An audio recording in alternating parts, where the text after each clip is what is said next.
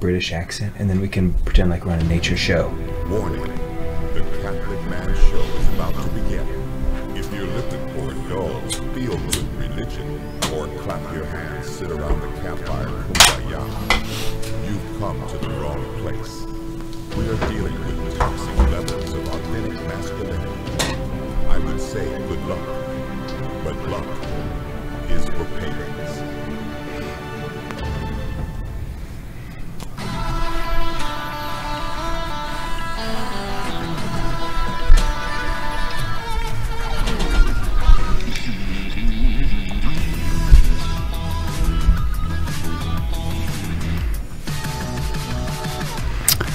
Welcome to the Catholic Man Show. We're on the Lord's team, the winning side, so raise your glass. Adam Minahan here, sitting in studio. This is a treat of an evening for us. David to my right, Juan on the buttons, Jim hanging out by the door, making sure no one's going to bust in, checking on all of our audio levels. But we have a very special guest that we have been trying to have on for a while, and he has prudently decided to hold out as long as he possibly could. But here he is this evening. Which shows you the wisdom. No, it's good to be here. Dr. Meloche. Thank you, I appreciate Thanks for hanging out with us this evening. But try not to lie on the show. No, so you are the president of the Alcuin Institute here in the Diocese of Tulsa. Mm-hmm. You have... I'm all about what the Alcuin Institute is doing in the diocese. Why don't you give just a little bit of a rundown of, because it's way different than what most dioceses. Correct. Yeah. Most dioceses do not have an institute like the Alcuin Institute. No, but we are seeing a kind of an increase, I think, in kind of diocesan level institutes. You know, providing higher forms of education in regards to the faith throughout the country, which is a good sign. Mm-hmm. But the Alcuin Institute is somewhat unique. We were charged principally to provide formation for Catholic leaders throughout the diocese. So working with our catechists, working with our Catholic school teachers, working with the principals, working with civic leaders throughout the diocese, just to provide that kind of intellectual, moral support as they engage in the ministry, whatever that may be.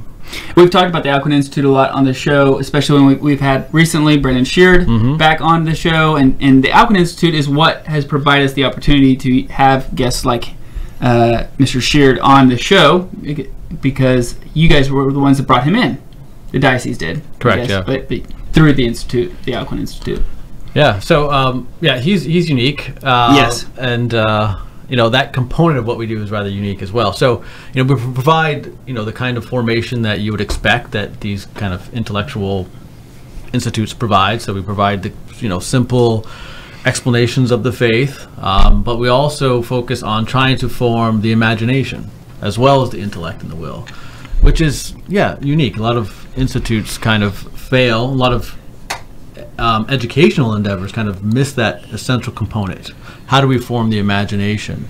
And much of that emphasis was really informed by kind of a deep reading of the tradition, looking at how the great schools in the past kind of formed people, and really emphasizing, if we want Christ to be present both in our intellects and our hearts, he must first be present in our imagination. So how do we get Christ in our imaginations in order for us to think deeply, to pray deeply, and to act profoundly in our culture? And this is a long play game. This Right. is what I love about the vision of our Bishop David Condola. He knows that starting the Alcuin Institute is not going to be something that we're going to see instant results from, quote unquote. This is a long play game. Building up the domestic church, building up the Catholic culture isn't something that you do overnight. It's not a faucet if you on and off switch. It's something that takes time and really generations. That's right. Yeah. And that's the wisdom of, I agree with our bishop, and bringing the Alcuin Institute here, kind of giving us that leeway to kind of slowly build up that culture, because it does take time. Right. Yeah, one of my favorite things is that you're not just trying to fill the people, the teachers, the catechists with head knowledge, but you're really focusing on human development, not just intellectual. Humanities. John Senior-esque. And one of the ways that you guys do that is with an authentic counter with reality. an Correct. encounter with reality, which I think is a funny term, when you first hear it. But then, if you think about it, so much of our lives is encountering something else, and whether it's the digital world or whatever else. It just consumes so much. I know it takes up a lot of my time. Mm-hmm. And so we do have to, almost on purpose, have these encounters with reality. It kind of shows you how impoverished. Hey, will you turn our is in mics many up, ways. please? That would be great. Yeah, there's a wonderful Canadian philosopher by the name of Taylor, and he emphasized that we are living in a culture which is dominated by artificiality. Mm-hmm. And that's an impediment. It's an impediment to learning, but it's also an impediment to the appropriation of the faith. And so how can we move beyond that artificiality? And I think we're going to get into this with the Regensburg lecture later on as well. Yeah. Sure. Okay, but before we do that, there are two stories that I've been holding out on this show. When I heard it from you, when you first came in, you were kind enough to have us out to your house, and you were talking about, who is Dr. Meloche, and like, what do you, what's going on, and you're in your vocation story.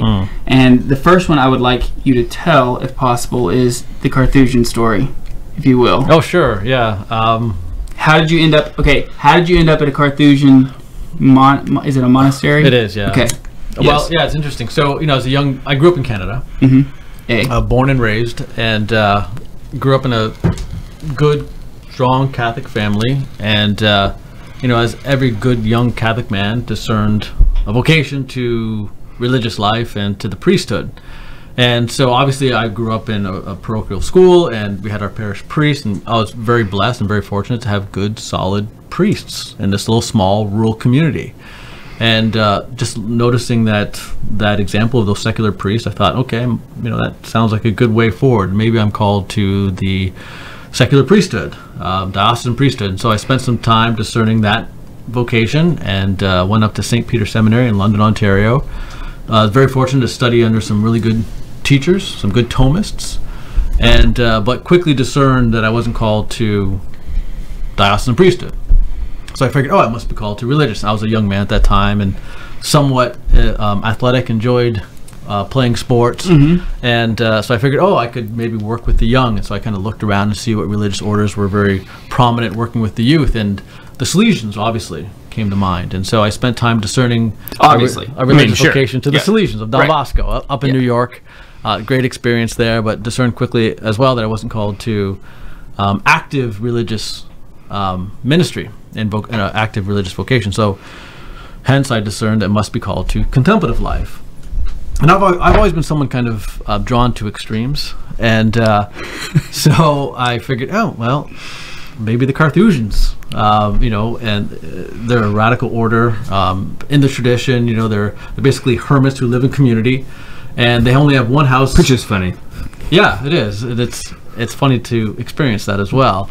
And so I wrote them and said, I would love to come and take a look, and they said, sure, come on up. And so there's only one house in Vermont in the mountains, and so spent some time with the Carthusians up there, and it's just a grand experience in many ways, and but realized very quickly that I wasn't called to contemplative solitude. I remember just sitting in my cell. They have cells up there, and you're completely isolated, and you have a little garden that you can go walk around and pace back and forth, but you're just in a cell your entire life, and they have a little trap door. They can open it up. Lovely pacing today, Brian. Slide food in and out of the door, and I was in my cell, and I just was irritated beyond belief because of the flapping of hummingbirds and how irritating this noise was. It was just so loud and so bothersome. But I remember the first week I had to get out of there. It was just, I had enough. But I spent my whole retreat there, and it was a great experience. But realized quickly that no. Okay, but one of the times that you were there was one of the days of the year that they had a chance to talk. Right? Correct. Is that correct? Correct. Yeah. So they have a day in which they're able to converse with their brothers, and they go on this huge long hike in the mountains, and so I was very fortunate to be able to go on this trip, and so we all jumped in the back of a truck as we're kind of driving up the mountain to go on our hike, and this is the only time that they're able to speak with one another. Once a year. Once a year. And So I know I was expecting a very profound conversation. What are they going to say to each other? You know, You've I been was just, stewing over this for 364 days. that's right. And so I thought this was going to be very, very profound meditations or whatnot coming from the mouth of these very holy men. And I just remembered laughing internally because the first thing that one monk said to the other is, "I can't believe brother so-and-so thinks butter is a spice." So you've been stewing on this whole time, right? They're worried about food, you know, and how terrible their food was, which is very human. Yeah, it's like just picture thinking about that for a year. I mean, this is the first thing he says. That's right, yeah. You know, it's not like, hey, how was the last year for you guys? Yeah, You know, it's it's like I got it. I've been holding on to this for so long. I have to get this off my chest. You think butter is a spice?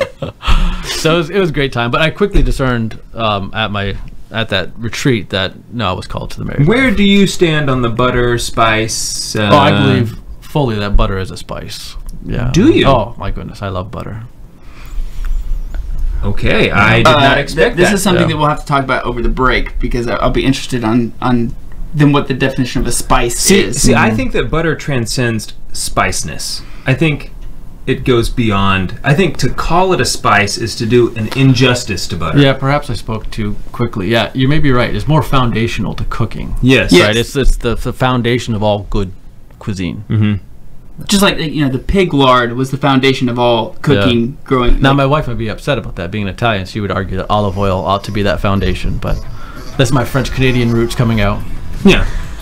Okay, and so when we get Sure. back, this bleeds into the other story that I want you to tell, which is your vocation to marriage. What happened? How did you Sure. talk to your wife Would love to. and ask her to marry you? Excellent. So we're here with Dr. Meloche from the Alcuin Institute here in the Diocese of Tulsa in eastern Oklahoma. We're on the Lord's team. The winning side. So raise your glass.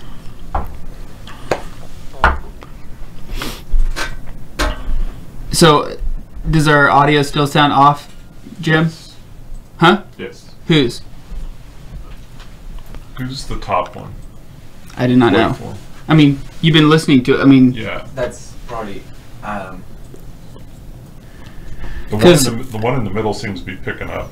because everybody was It's saying, and this is what modulated. happened with Brandon Shearer too. Is they said that the mic levels were not great. This one's picking up everything that everybody says. Yes. Who is this one? that's Dr. Meloche. No, is it? Yeah, I think. I don't know, but like that's what happened with Brandon Shearer was that everybody's mics or Brandon's mic sounded David's is way too low too. It's not picking up. Oh, that's David's. No, mine's fine. it's not on the social media is what I'm telling you guys. We keep hearing that. No. Hamlet says you sound good though. That's all. This is David's mic. Make sure you talk a little closer into the mic. Okay. You Yeah. have to Lean a little almost more. eat Yeah, it. lean it like you have to almost like. Okay. Yeah. Right in here like this. Yep. That'll be better. We didn't even talk about the drink. I'm sorry, guys. But I was just so enthralled with these stories that you've told me like over a year ago, and I've had wow. to just sit there and stew over this. Like butter is a Is spice. butter a spice? No, I don't think butter is a spice. No, I don't think so I don't either. think butter is a spice. I agree with the brother who spoke up. You would be complaining? I Yeah. don't think I would complain about I can't believe that he would think butter is a spice. it. Yeah. I don't know. Well, I think he was complaining because he wasn't using anything else. Like that was the complaint. Oh, okay. That all he was using was butter. He wasn't adding anything else to the dishes. So this is why he's frustrated. So there's. he should be adding okay. spice and he's not. There's more. There's more to So, that. so brother so and so is the cook. Well, they're complaining about the Does that cook. sound better? Right? Yeah, Yeah. brother so and so. When he says Mike That's is brother, right. up. He's, Dave, David for once is too far away. I'm right here. Yeah, but Dave's mic needs to come up.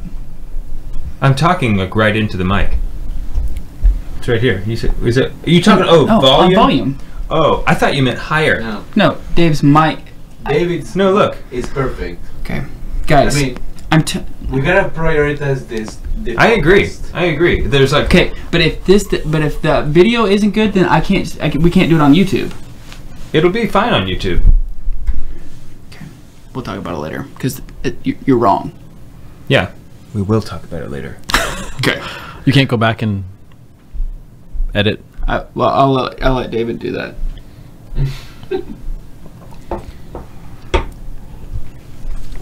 Have you ever done an episode and just said, no, we got to scratch the whole thing? You also have okay. Harrison said we sound fine. Good. Okay.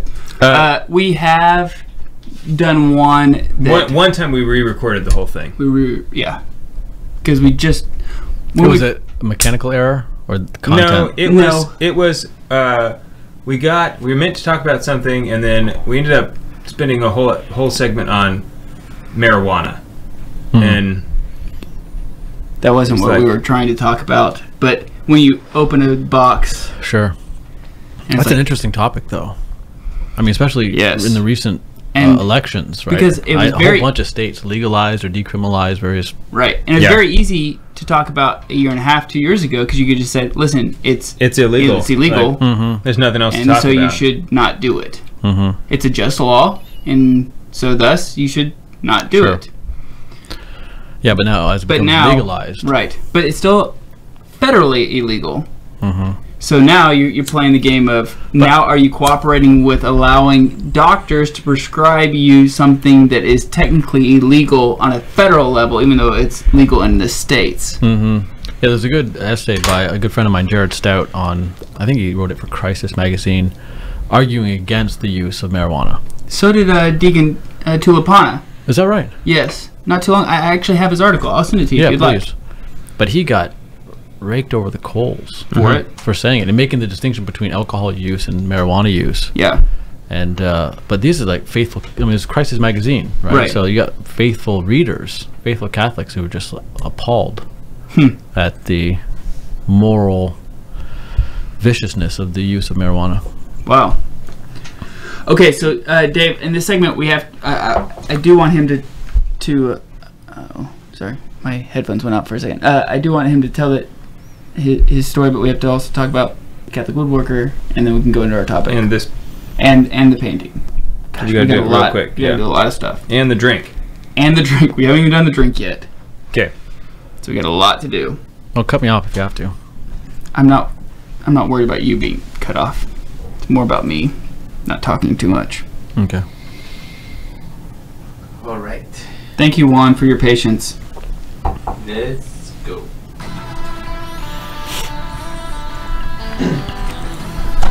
The V-Mix needs, red dots need to be gone. The V-Mix, or no, I'm sorry, the Cubase. There you go.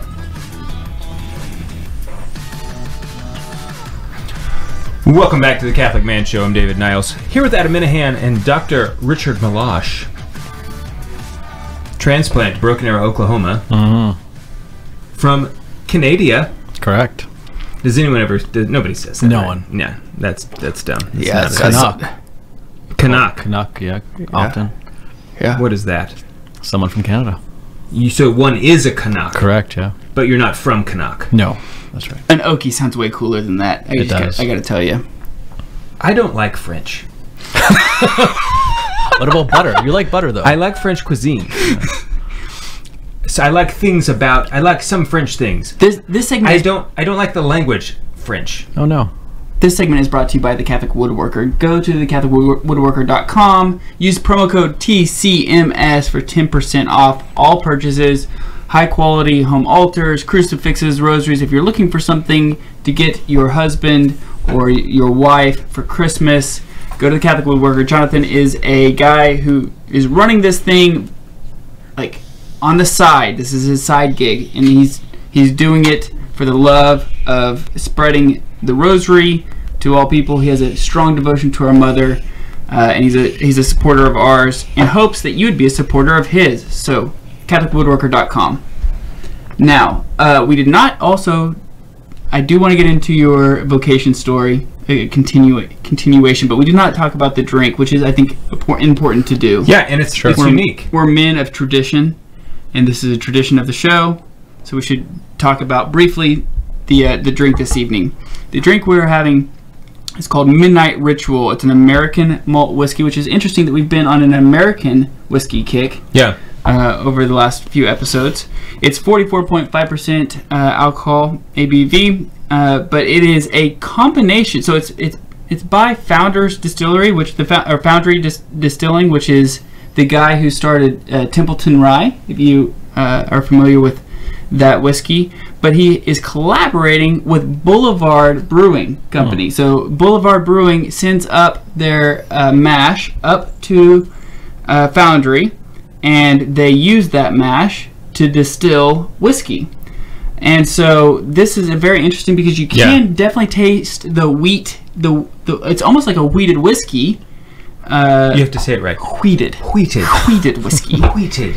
I mean, you can taste the. It's very interesting because it's like a hybrid of, you can almost have a little bit of that Boulevard wheat taste. Can do you taste a little bit of that? Yeah, Doctor? I do. Yeah, and it's very smooth. It is very. There's no bite at all. Easy drinking. Yeah, and that's kind of surprising because Templeton Rye sometimes as a rye whiskey you have a little bit more of a bite. So, but this isn't a rye. No, it's not. But the founder started Templeton Rye, so you kind of would that would envision be his genre, right? But it's very good. It's very affordable. I think it's about $40 for a bottle. It's not going to break the bank. How old is it? Is there an age statement? There is not an age statement, I don't believe. But it's aged 24 months. It's aged 2 years in the barrels that they put in Foundry. Okay. It's interesting that we have this today because I had never heard of anybody doing this, making whiskey this way, until like 2 weeks ago. My brother-in-law brought me one. It was a whiskey from Belgium. And so they're taking their Belgium wheat beer that they make and doing this exact same thing. Yeah, they're getting very experimental with this whiskey, but it's made out of in Iowa. So all of our Iowa listeners, shout out to you guys. You can go pick up Midnight Ritual by Foundry. It's a collaboration with Foundry and Boulevard Wheat. My grandma was from Iowa. Nice. Morning Sun, Iowa. Doesn't that sound like a nice place? It's pleasant. Yeah. Yes, it does. Very small town. Also, let's get into this really quick. Before we get into his vocation story, sorry guys, we have a lot to cover in a short amount of time, but Dr. Christine Myers, who was on our show not too long ago talking about the feminine genius, gifted us and gifted you guys with this beautiful painting. Recently we had a call to action to all men. The Diocese of Tulsa asked us to ask men to get up in the middle of the night to pray for the success of the pro-life movement, specifically for during the 40 Days for Life. Because of the COVID virus and everything, we weren't able to have a perpetual prayer throughout the whole 40 Days for Life at the location here in the diocese. So we asked you men to join us in prayer in the midnight hours, and you guys stepped up. I think we only missed somewhere between 7 and 9 hours, if I'm correct in that, because you guys was well covered. You guys stepped up, and so I'm very grateful. We had guys even from Scotland stepping up for us, which was very nice, very kind. And I mean, we had men from the Council of Man, Patreon.com/The Catholic Man Show, who stepped up. And so anyway, become a Patreon member. We're very grateful. Talk about, and I even had a couple guys reach out to me and said that they woke up their sons to join them in prayer in a midnight hour, which I think is just beautiful.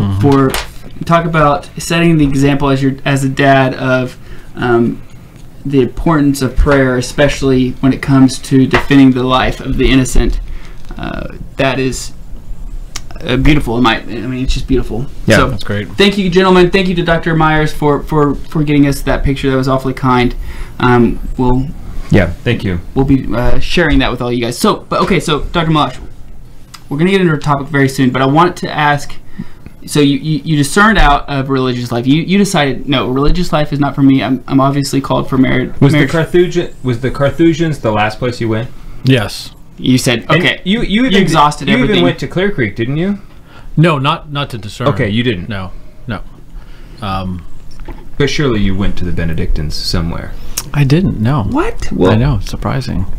Because I have such a love for the Benedictines. Yeah. But no, I did not. It's probably very providential that I didn't. Yeah. Maybe. Yeah. So you decide I'm called to the married life. Correct. Yeah. Talk us through calling what would be your wife at that point? The next series of moves that you made, because it is fascinating. I fear that you gentlemen are trying to get me in trouble. No. I would never do that. No. It's, so I'm in the monastery at the Charter House in Vermont, the Carthusians, and obviously discerning and realizing that I must be called to the married life. I've kind of canceled out all other religious kind of vocations, secular priesthood, active religious, contemplative religious, must be called to the married life. And so at that moment, towards the end of my retreat, I began to consider, all right, Lord, if I'm called to the married life, whom shall I marry? Who's the most beautiful woman I know? That's right. And as I was pondering this, I knew this beautiful and charming and sweet and intelligent and just this wonderful young lady that I went to high school with. Opposites attract, Well said, David. Thank you. Very much so. Very much so. And we are opposites in many ways. And so I figured I must be called to marry this woman who is subsequently my bride. And you know what? This is great because I think every man can relate to this feeling. Like they think of the most beautiful woman that they know, and it's like, I must be called to marry her.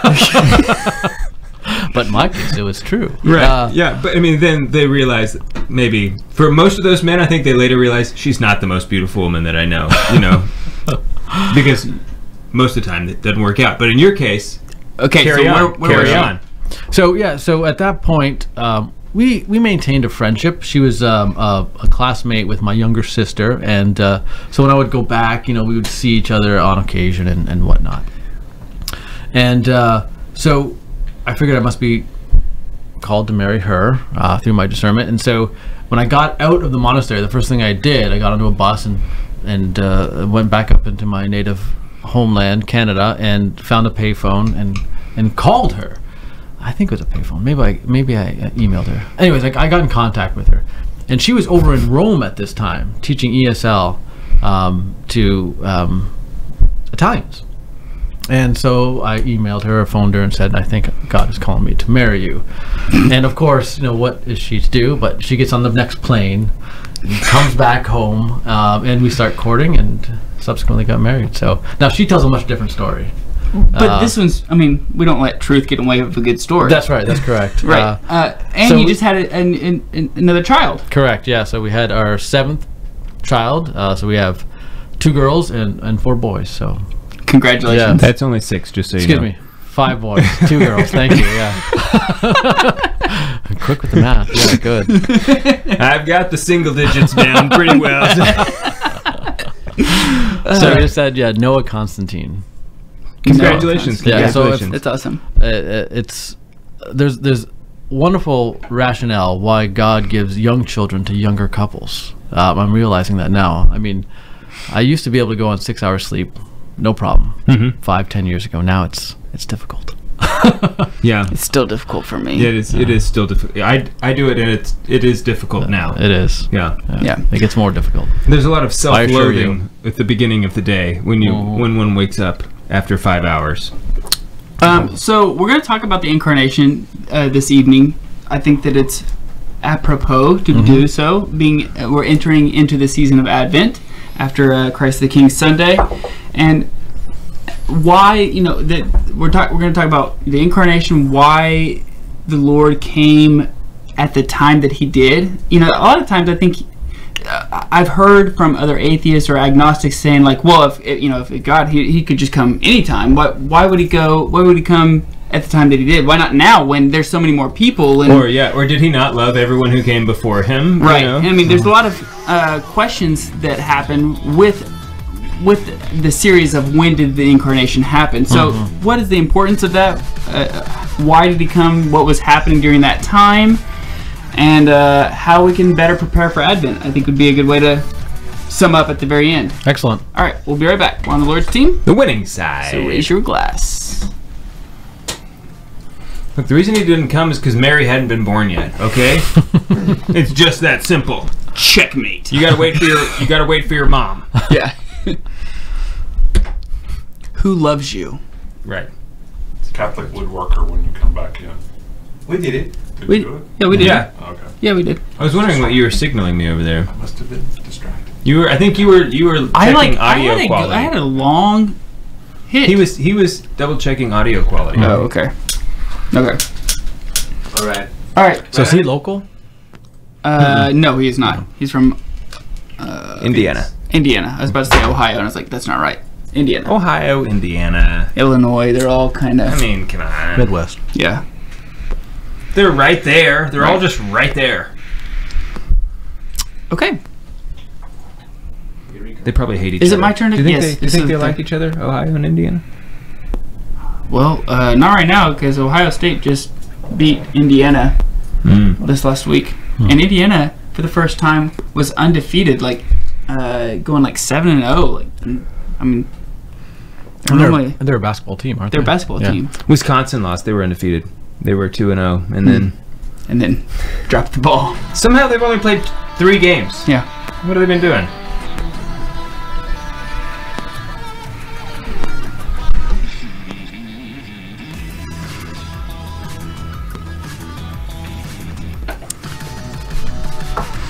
Welcome back to the Catholic Man Show.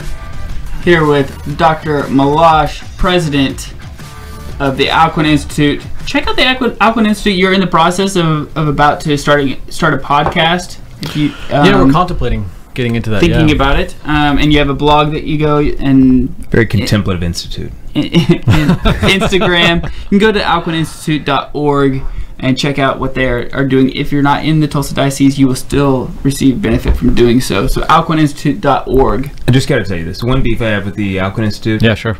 Last year, fake Christmas tree in the lobby there. I know it's like other people. It's not just the Alcuin Institute building, right? But there was a fake Christmas tree, and that's just I don't know. It doesn't jive. Unfitting. It's unfitting. See, I want you to do your best. Do your best. Have no fake Christmas tree this year. I know it's like I might be an guarantee uphill you, battle for you. if you hew a tree and bring it in, they'll have to use it. All right, it's on you, Dave. Way to go. Any tree? Yeah.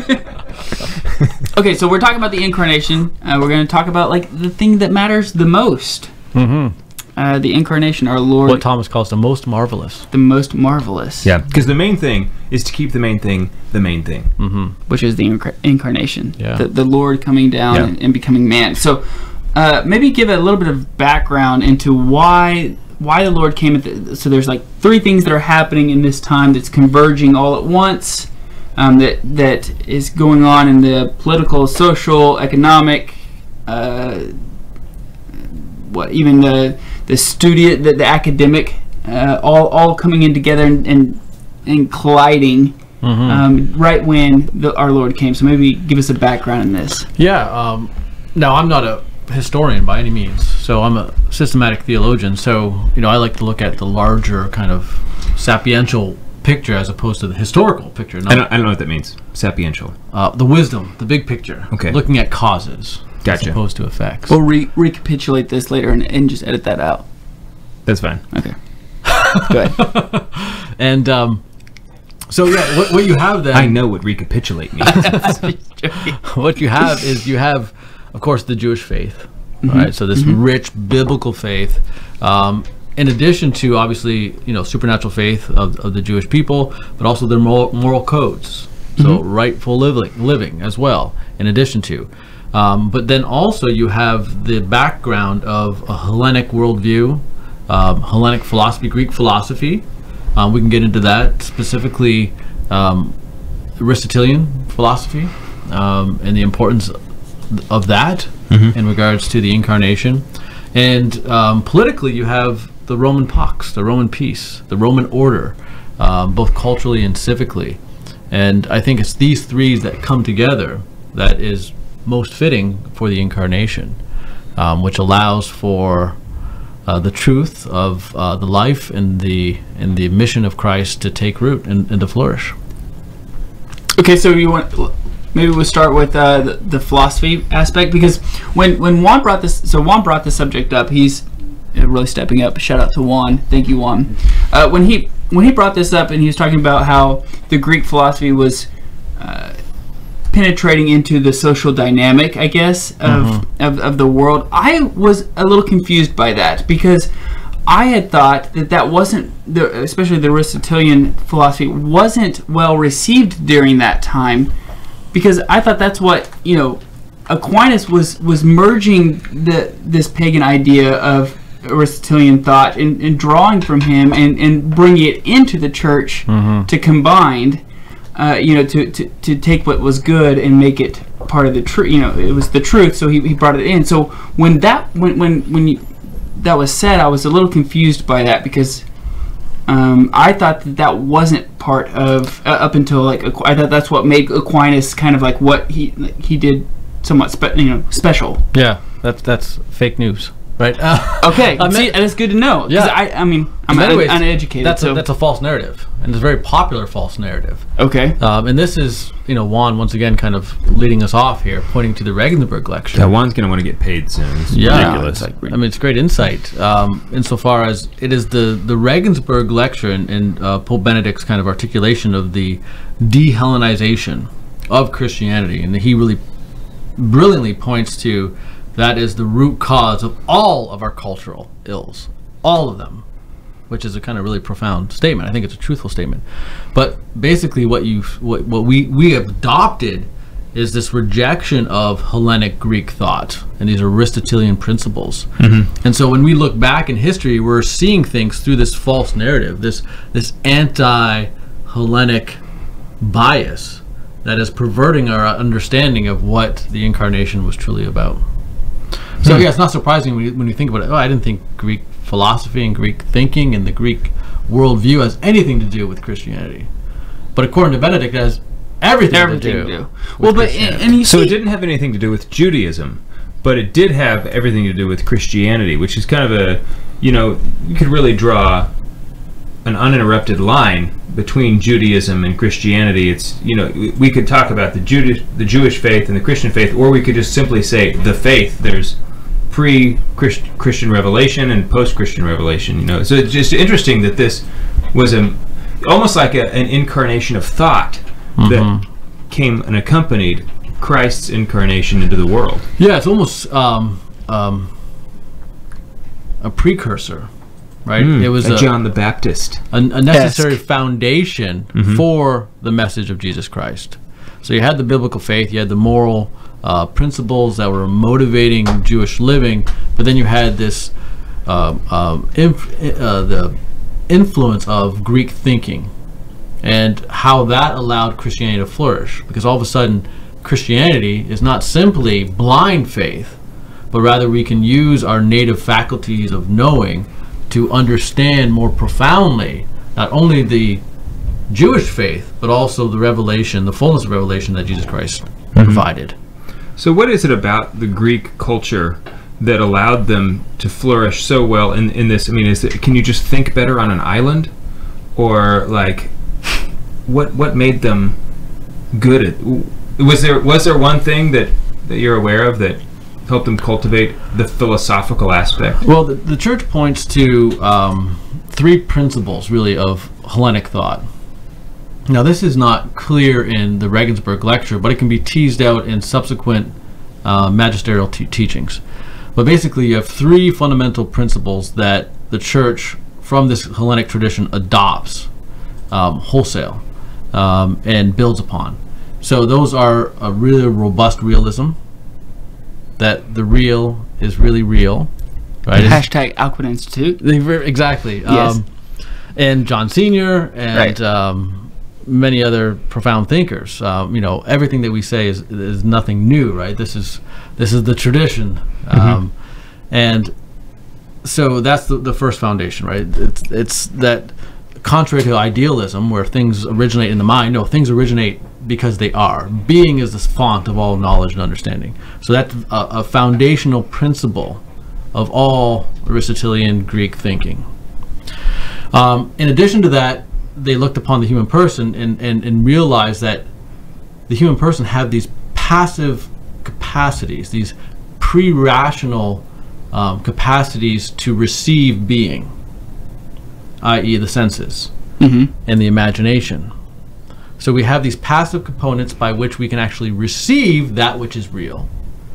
In addition to that, the third principle of this kind of Greek philosophical tradition is that we can receive those in our senses through this kind of passive openness to being, but in addition to that, we have another native faculty, i.e. our intellect, who can abstract the contingent, the finite, from the universal, and can contemplate truth in and of itself. So we have a passive and an active capacity to receive being. So these three Aristotelian or Greek or Hellenic philosophical foundations then are eventually adopted by St. Thomas and in the tradition at large, and become the foundation for our understanding of grace, of revelation, and whatnot. And so when this was all happening, like, around 3 AD, BC, whenever that, right before Christ came, was this thought understood? Like, was this a norm in society? Like, was this being proposed by scholars at that time, or how did that? It was foundational. So it was within the culture of the society. Correct. You read Paul, right, who is a very learned Jewish scholar. I have heard of him. And in addition to that, grew up and was schooled in Hellenic thought, and that is very evident in his teachings and his writings. So yeah, anyone who was educated were influenced and informed by these Aristotelian principles, these Greek principles, not solely Aristotelian, but these Greek foundations. Okay, so you keep mentioning this address. Briefly tell us, what is the Regensburg? Yeah, the Regensburg lecture was Regensburg. Correct. Yeah. Was an address given by Benedict XVI, 2006. It was given at his alma mater, the University of Regensburg. So he was invited back to give this academic talk. They had something called the Academic Days, in which all the schools would come together, and you would have various scholars actually have a dialogue and present it to the entire population of the universities, both professors and students. And he gave this talk at that time, and he addresses this fundamental problem, namely the de-Hellenization of Christianity. And he really called for the disclosure of this truncating of reason and a call to rediscover the breadth of human reason. All right, nice. So we got one leg of the tripod. We'll get the other two on the other side of the break. We'll be right back.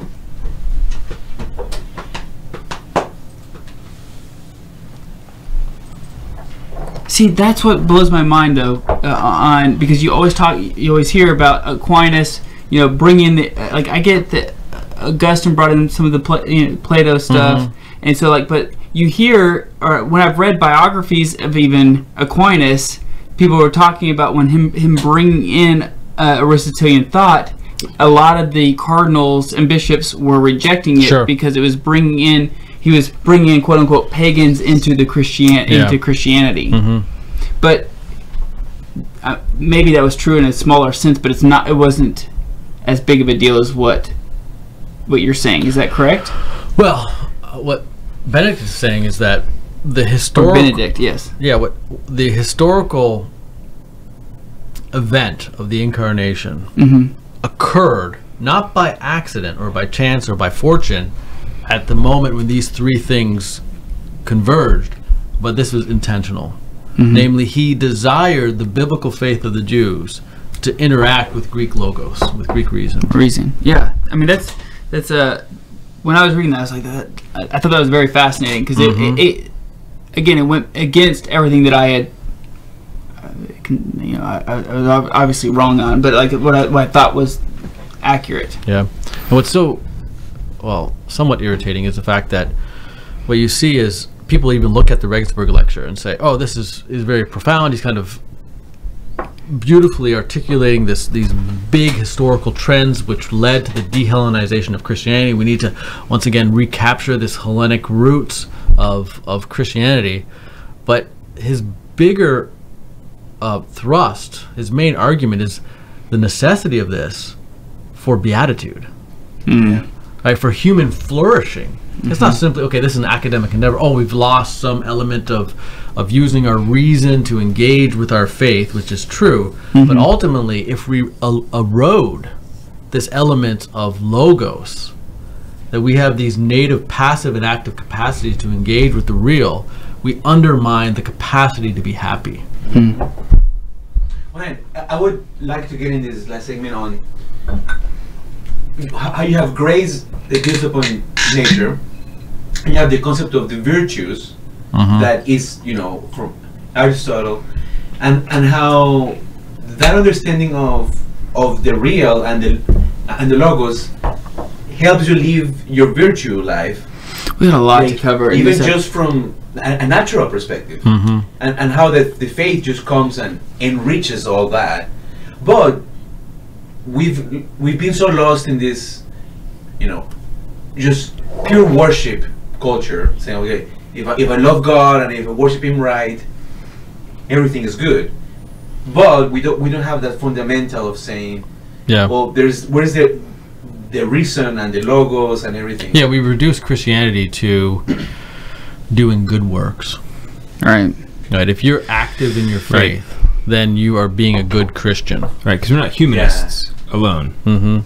But ultimately, what Benedict is saying is that no, you're going to find your ultimate happiness in actually engaging your intellect to contemplate the divine truths that have been revealed.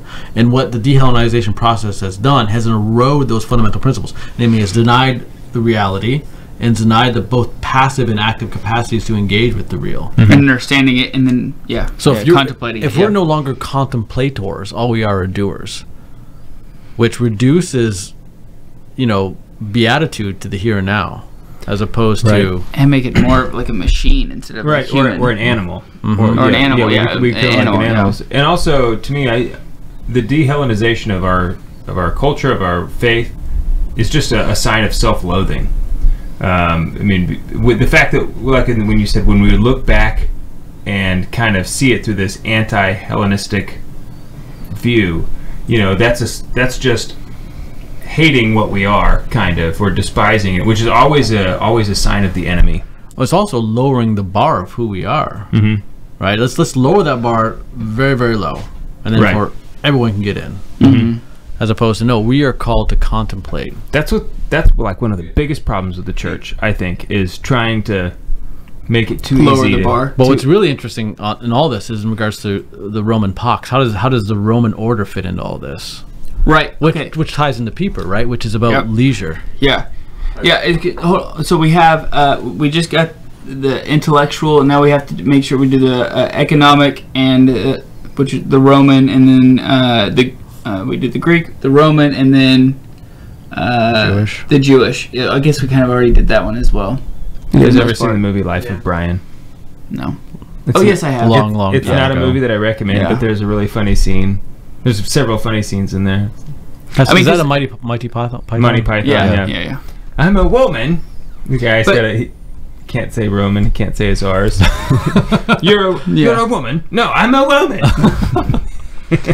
But the Roman, the purpose of the Roman was the infrastructure of the Roman. I'm asking. I'm not saying. I'm asking. Is the infrastructure? The infrastructure is part of it, and the economic prosperity is part of it. But both the infrastructure and the economic prosperity allows for leisure, right? Okay. which allows for contemplation. So because it's a circle. Yeah. All right. He hasn't seen that movie. Okay. It's fine. All right. But it is a circle. It's a circle. It's cyclical. Everything is cyclical. Everything is. Everything. Even God. He's a triangle. Welcome back to the Catholic Man Show. I'm David Niles, here with Adam Minahan and Dr. Meloche. We also have Juan Posada and Jim Spencer in the house. Thanks, guys. All right, we're talking about Jesus, the guy you may have heard of, We try to talk about him every episode. and his birthday, and why his birthday was on that day. Yes. And so we've discussed the Greek capacity, kind of the Jewish capacity, and we want to discuss the Roman capacity. Yeah, so that's the third leg. The third leg. Yeah, sure. Which is really quite interesting. So you had the flourishing of the greatest kind of civic, national, cultural entity, right? The Roman Republic, which was known for order. Mm-hmm. This is their hallmark of their dynasty, and it would seem then, in regards to the Incarnation, that it is that order, that pax, that peace, which allowed for the ultimate good of Christianity, which is using our intellects via these native powers to investigate and to explore divine revelation, Jesus Christ. And so it's almost like the Roman order, the Roman peace, is the preamble, which allows for the Jewish faith and the Christian, the Jewish faith and the Greek philosophy to meet in that great merger between those two fonts of knowledge, divine revelation and native human intellect. Because the Romans would let you retain your religion for the most part when they conquered you. Is that, yeah, Correct, I mean, which is kind of a unique characteristic among conquerors. That's right, yeah. But specifically, it's that peace, right? And a lot of times we think, well, what constitutes peace? Oftentimes we think of peace as something internal, which it is, but ultimately, peace is a result of order, and understanding that order and living in accordance with that order. And when there is that order, there's peace. We know this as husbands and fathers, right? When we have peace in the household, what the meaning is that we have actual order in the house. You have the father, you have the mother, you have the children, obedience to the parents, and when that is in play, you have peace. Now, it may be rare, but when it does happen, It's beautiful. it's gorgeous. Yeah, it is just a slice of It's heaven. like a great 10 minutes. But when you do have that, In every 3 years, it's a great 10 minutes. but when you have that order, you are now free. Only then are you able to contemplate. You're able to use your intellect to explore what has been divinely revealed. But and this is true both extrinsically, but also intrinsically. Right? When there's order in the human person, only then can you have contemplation. Yeah, because contemplation takes more than just structure. It has to be rightly structured so that who man is, his outward life is in accord with his inward. If man is living outwardly in a way that is not in accord with who he is really, then that contemplation will be it'll be dysfunctional. It's almost impossible. Yeah. Especially if you're living a morally vicious life. Right? If your libido in your belly is constantly rebelling against your intellect, it's impossible to think. Right. Even if you're raised and firmly believe that the life you live is solidly moral. I mean, a person, it's not that your conscience is getting in the way of your contemplation. That's not it. You could believe very firmly that I live the right way and that my life is good, but that doesn't mean that it is, and that still would prevent, because for exactly what you said, you would be either ruled by your appetites or if you're not living in accordance with reality, then something else is going to be governing you, which would there thwart that capability, that freedom to contemplate. Yeah, exactly. So again, you have these three that are coming together, which is the perfect trifecta, right? Which allows the Christian faith to flourish. So one thing that I've heard is an argument or something levied against the Incarnation happening at the time that it did is that, well, what about all the people before Christ? Did God just not love them or something? That they didn't get to be saved, whatever. And I never really knew what to say. It's like, well, I don't know. I just don't know. Ask God. But ask God. one thing that I have been told is that actually, immediately after the Incarnation, there is an explosion in population worldwide, and so that he actually came. That the population after the incarnation versus the population beforehand is drastically different. And so he did come. I didn't know that. At at a time when God is not leaving that many people pre-incarnation. I mean, it's, a lot of people still, but not on a relative basis. Yeah, I mean, I think kind of the artistic tradition can help us understand this a bit. For example, if you turn to Dante in his Inferno. Why is he not canonized? I think Harrison Garlic He did. Didn't he tweet that? He tweeted that today, and is that right? First of all, I want to say that I do not think that Greece is an island, but Greece has a lot of islands on it. Okay, he's giving me a flack on Facebook. Okay, you did say that. I said that, but I know it's not an island. Okay, that's funny. It's good clarification. Anyway, Harrison, Harrison's also an underrated person on Twitter. You can follow him. Okay, go follow Harrison Garlic on Twitter, and then try to convince him that Greece does have islands. He needs to know this. Okay. And so what Dante interestingly does is, if you read the Inferno, he has Aristotle. He's in hell, but he's in the lowest rung of hell, and he's enjoying a natural beatitude. In hell. In hell. Okay, that's interesting. Yeah. It's almost the antechamber to hell. And so he's enjoying this great human flourishing. Almost like a limbo. Yeah, kind of, sort of. Okay. The point being is that the incarnation, in regards to both the passive and the active that we were talking about, right? The passive reception, the capacity to receive being, and then the active capacity of our intellects to actually engage reality and to divide and to separate and to contemplate truth in and of itself. The incarnation reveals the glory and the dignity of those capacities. And so even subsequently, the incarnation is revelatory to those who've come before, because it reveals the greatness of a natural or native humanity, even post-fall. Is it possible that in the story, Aristotle is in the bosom of Abraham? Because the bosom of Abraham, it's not heaven. Are you getting into speculative theology with a systematic theologian? Yeah. Oh yeah. This is like not his. Okay, no. So let's go back. So I'm pulling us I'll back. Save you. I'll save you. Let me. You can call me your savior. Yeah. Let's pull us back. So our Lord is coming at this time. Advent is now approaching. What are some good ways? Like, what would you do as a family man to reflect upon these times as Advent approaches on the incarnation?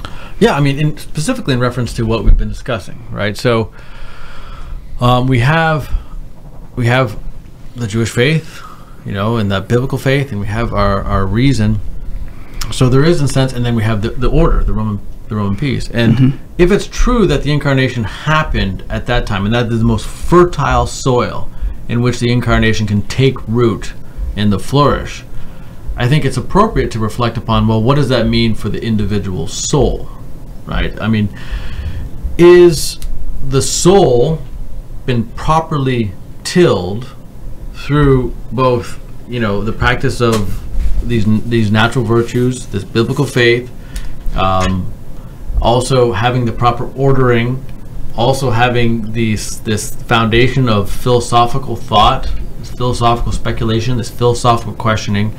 Have we cultivated both the philosophical and the moral and the order, the natural civic order, which will allow the truths of the gospel, the incarnation, to occur in our own being?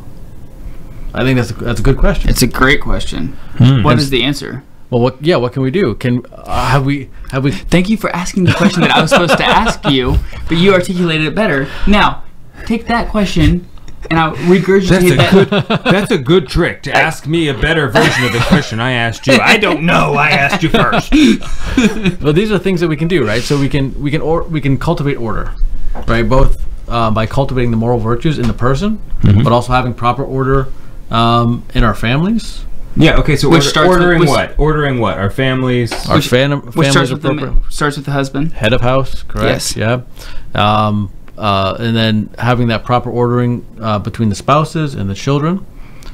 Proper ordering within the larger parish community, also very important. This all facilitates contemplation, which is the beatitude, human happiness. So making that sure that foundation is in place, because you cannot contemplate without having that peace. So trying to cultivate that peace both by cultivating moral virtue and then also having peace within the household, something that within our purview that we can do. So I'm hearing you say examination of conscience, confession, and Ordering your home. ordering your home. Sure, yeah.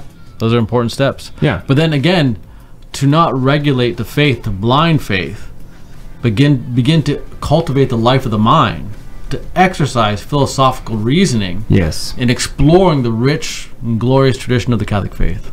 Which is very important. Dr. Meloche, we'll continue just a little bit more on the other side. This is the last segment, but you can check us out on YouTube for the extended version of this show. Mucho. I'm very grateful for your time and your wisdom. You can go to the alcuininstitute.org for more information on what Dr. Meloche is doing. Thank you so much for hanging out with us this Yeah, evening. it's been a lot of fun. We're on the Lord's team. The winning side. So raise your glass. and cheers to Jesus. It's gonna be hard for you to fit in. That's okay. I'll do my best. It can be done. It can be done. Okay, so Juan, how do you think that went?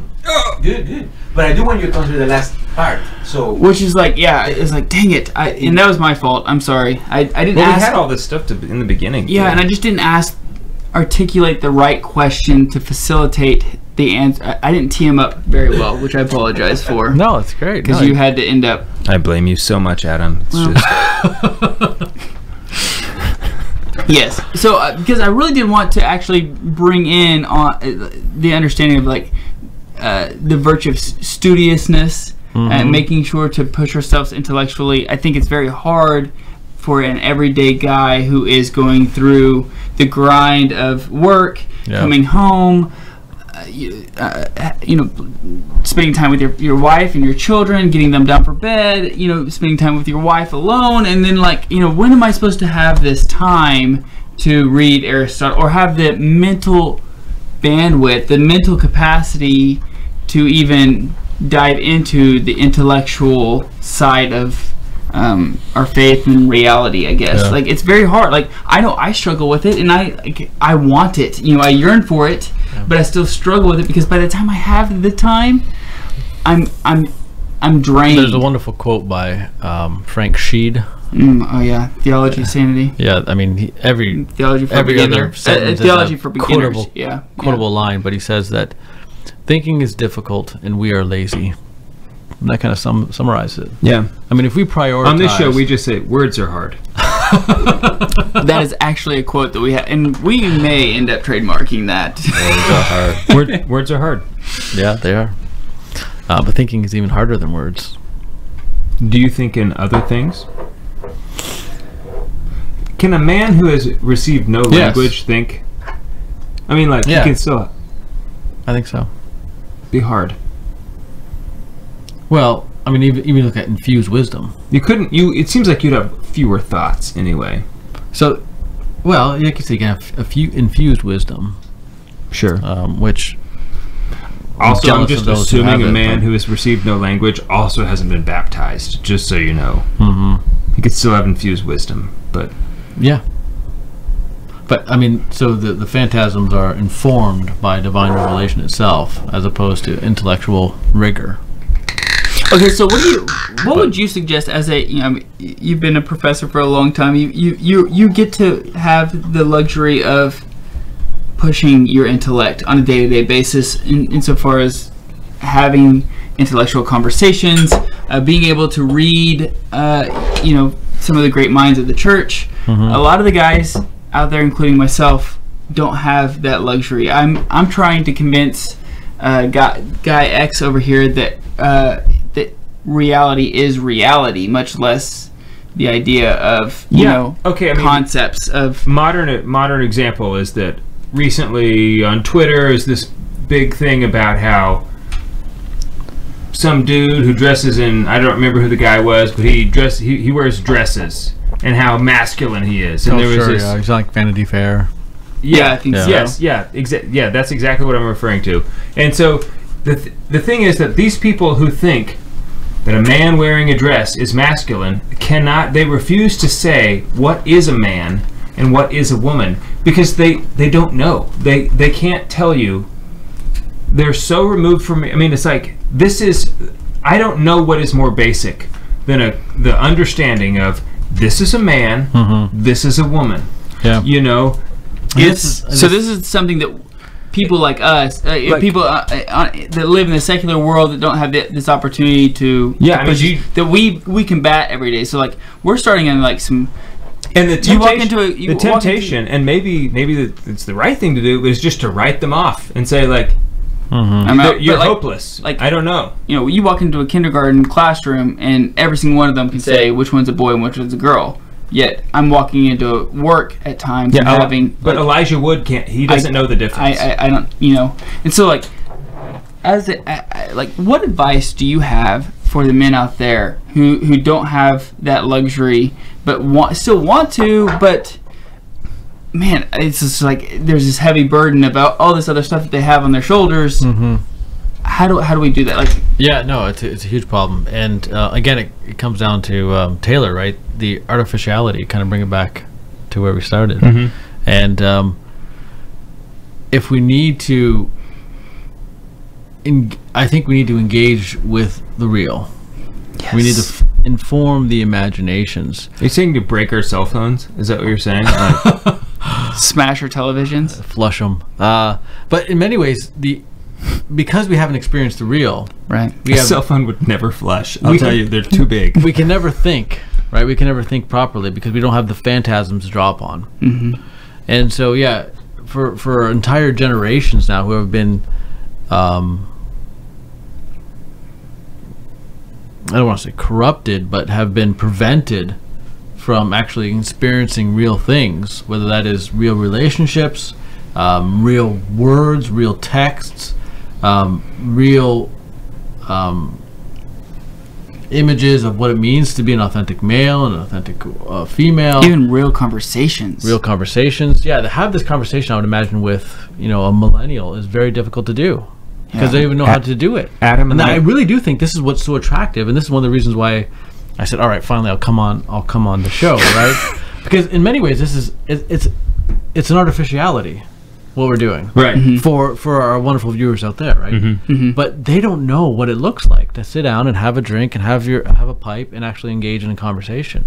And so this platform, I think, is a great good because it's providing an image for them what an authentic conversation really should look like. I just want you to know that Adam and I are millennials. I know. Are we? Are we technically? We are technically millennials. Yes, very much so. It's all right. But also, we are the youngest. No, we're the oldest generation. We're like the first generation that grew up with a cell phone in their hand. I remember I got my first cell phone at 16, but this is like it was a defining moment. The pre-mobile phone generations and the post-mobile phone, because here we are talking about this encounter with the real, and so like that was and still to this day, it's technology is the thing that draws us away. It's the thing that deprives us of silence. It's the thing that brings us into a world that isn't real, and we spend so much time with it. Right. I mean, I try my best, but I'm on my phone a lot. It's addictive, and I'm addicted to it. I mean, that's just the honest truth. I don't want to be, but the alternatives of not having a smartphone are very severe. I mean, all of a sudden, no texting. I mean, that's, like it or not, that's the way the world is. Yeah. And you can't just run and hide from it. Because Okay. so anyway, Yeah. it's So a little bit of a sidebar, but not quite. yeah, I agree. No, I agree. So there's one more thing that I did want to bring up, though, insofar as the pragmatic way of worship, because we talked about the intellectual. We talked about.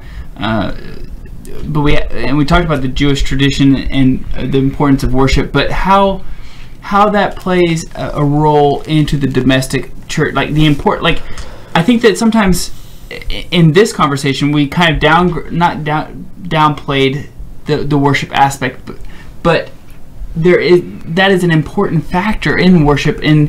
Foundational. It's foundational. It absolutely is, and as fathers, it is imperative for us to make sure that our children understand what worship is, not only what worship is, but the importance of it, and how the virtue of decorum even plays into worship. Sure.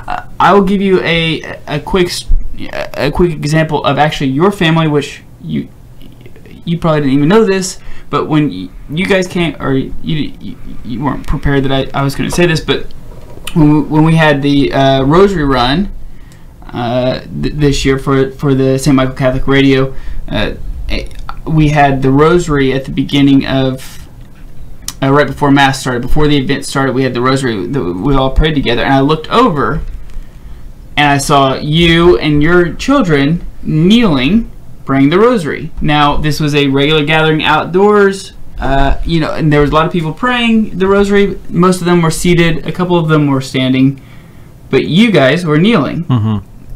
It's the importance of and I'm assuming that they got that understanding that you were the one that was kneeling first. So I will do what Dad's doing to pray. So like the importance of decorum, even in our body language and stuff, while worshiping, is very important to teach our children. Mm-hmm. Yeah. Matter matters.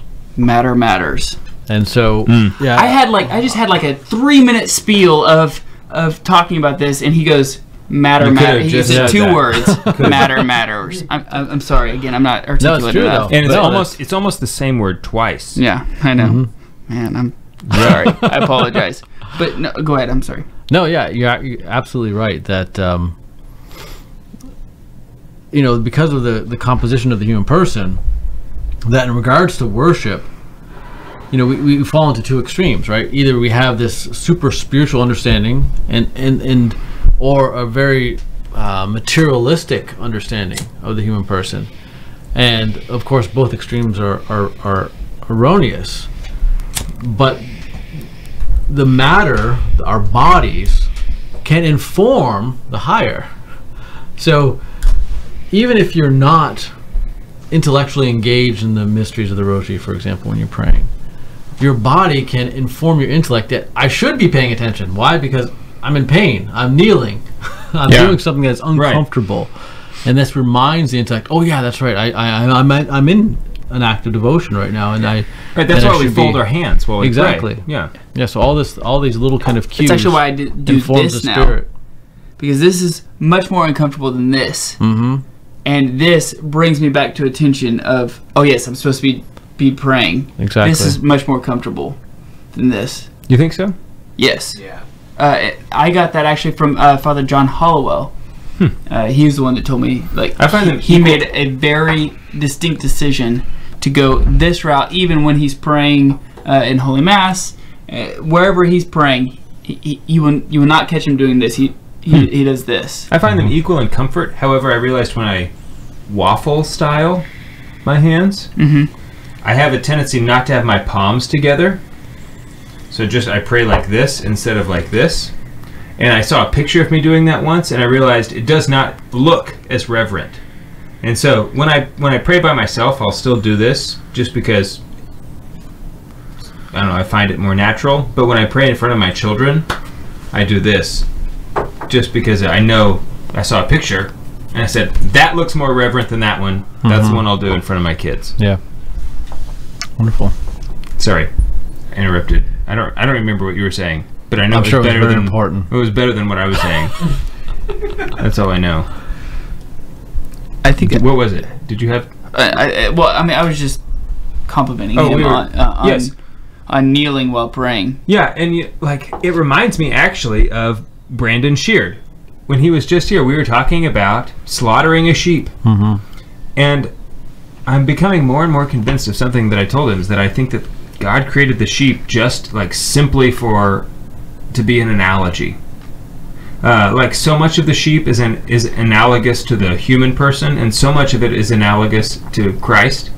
But like the fact about how dumb they are, it's like totally us. You know what I mean? He was explaining how when you kill a sheep, it's so important. The way you slaughter it is like one of the most important things, and you want to kill any animal when it's very calm, because otherwise it gets excited, has this adrenaline rush, and all this lactic acid gets released, and some of the meat just doesn't taste right. And so he was explaining how with a sheep, if you can control its body, you control its mind. And so if you can simply stop it from running around, because they don't actually freak out because you're there.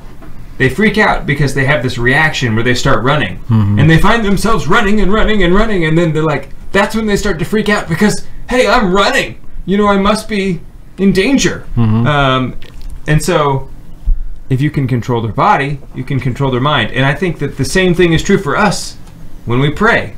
Like when we control our bodies, it has a way of controlling our minds. I know that that's true for children. Like they say, when you're disciplining your children, you should stand up. Because just the physical act of them having to look up at you changes like their brain waves and makes them, they have a different reaction. Whereas if you're on a eye to eye with them when they're being disciplined. I mean, it's just stuff like that. Just controlling the body controls the mind. And you're kind of tying all this back to liturgy. Alcuin, we talked about he had these various reforms that he was responsible for, cultural and educational reforms. But he's also, even prior to his cultural and educational You're talking reforms, about Blessed Alcuin correct, of York. Yeah, exactly. Okay, not the Alcuin Institute. Correct. But the man whom but nonetheless, we're mirroring. We're trying to mirror everything the man that he did. for whom you are named. Correct. Yes. But even prior to his cultural and educational reforms was liturgical reforms. So he understood that if he was responsible for changing the culture, he had to change the cult. Right? Culture flows downstream from cult, from worship. Yeah, so that is absolutely essential. If we are really trying to have a reform of Christian culture, it has to begin with the liturgy. So period. Being lackadaisical in liturgy, being lackadaisical in even prayer life, would stem from a bad would make a bad culture. Even in the home. Correct. Yeah. One of the things that Dr. Tim Gray says in his commentary on the Exodus, the book of Exodus, is that liberation can only come through liturgy. Beautiful. Yeah, he's giving commentary on the Israelites and the plagues themselves and what they're meant to be. And I find that to be true. Liberation can only come through liturgy. And I think that's kind of like brings us back to a comment that we made earlier about when peace and how the Romans allowed the people to retain their religion. I think that alone, that was maybe like the wisest decision that they made as far as maintaining peace. Because if they had not done that, rebellion would have been rampant. You think about any governing body. If they allow you to worship and live your life in accordance with the way that you worship, but they're oppressive in other ways, man will still be happy, I think. Yeah. I know that if a government allowed me to be fully Catholic, but oppressed me in ways that were ancillary, I would be happy. I believe. The thing about that is that being Catholic, it encompasses everything. That's what I was going to say, yeah. It's like, you're just triple statement and double statement. You're just saying like I was trying to as long as they let me do everything, I'd be great. Right, it's like what would those ancillary impressions be? I'm not sure. Well, what's really maybe interesting- if they said like everyone must have black hair. It's like, all right, whatever. Yeah, it's like, well, I'll have black hair or whatever. Yeah. But what if the state requires you to renounce certain elements of your faith? Yeah, see, then Yeah. that's when I like stock up on ammo. Yeah. It's interesting that, if it's true that the Incarnation occurred at the particular time that it did, in the fullness of time, when you had this unique mixing of Jewish biblical faith, Roman peace, and the in Greek philosophy, and that principally the order of the Roman Imperium allowed for these Jewish faith and the exercise of the human intellect to actually occur. Then you look back and you apply that then today, which is kind of an interesting kind of speculative exercise. But we see how the lack of civil order is really demonic, because it prevents principally the exercising of our intellect, the exercise of virtue, which prevents contemplation. Yeah. I do like it. Okay, so the three stools were Roman order, Greek thought. What was the third? Biblical faith. Yeah. Okay, so they're just faith. the Jewish. Okay, right. Faith. Okay. Juan, did we cover everything that you wanted us to cover? Maybe. Maybe is a good enough answer for Now me. is the Maybe we'll have a time. part two. Maybe we'll have a part two sometime. Maybe we could do a part two. No, speak now or forever hold your peace. Or we could. Or Will the we part 2 include borscht? Yeah. Okay. Do you like I'm borscht? game then. I do, yeah, especially Juan's. I'm Polish. Do you make borscht?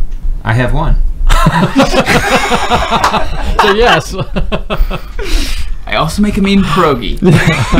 Actually, I do make pierogies. Yeah. Oh, very good. In fact, My on wife the made feast, pierogies the other day. Did she? Yeah, on the feast of Hyacinth? no, there's another Polish. Oh man, I can't remember off the top of my head.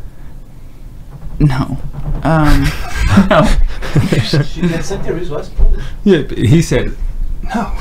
No. Well, this year our whole family got Anyway. together on the feast of Saint Hyacinth. This is like a great, it felt good. Like this is one of those things that when we did this as a family, I knew, like this is right. This is right and just. Like, And this ordered. It was well ordered, right? On the feast of Saint Hyacinth, who is credited as the creator of the pierogi. Is that right? Yes. Whether it's true or not, it is legend of the Small T tradition. Different stories have different. There's some stories claim that it was like a miraculous thing, that he took a little bit of flour and water and was able to create and make enough pierogies to feed a whole village. Other stories say it wasn't quite that miraculous, but anyway, he's credited with the creation of the pierogi. And so on his feast day this year, our family got together and we made a whole bunch of pierogies. It Very was nice. great. It was awesome. Yeah, that's a. Because even the kids got involved. Like the kids could help fold the pierogi dough over, and pinch it together. That's great. So it was like the whole family, youngest to oldest, all involved, working together at the same time. It was just really great. It was awesome. And it's probably the best pierogi you ever had. No, it wasn't. But it was. But it was really good. Yeah, that's But good. no, it was. I've had. Much better. There's this Polish restaurant in northern Michigan. It's called Legs Inn. I've been there. Yes, you have. You should go there as an adult when you can actually eat food, But their food is better. But that's okay. It's not as satisfying as an overall experience. If There you go. if we end now though, we can still pick Dr. Meloche's brain off air. Hit the button, one. Hit the button.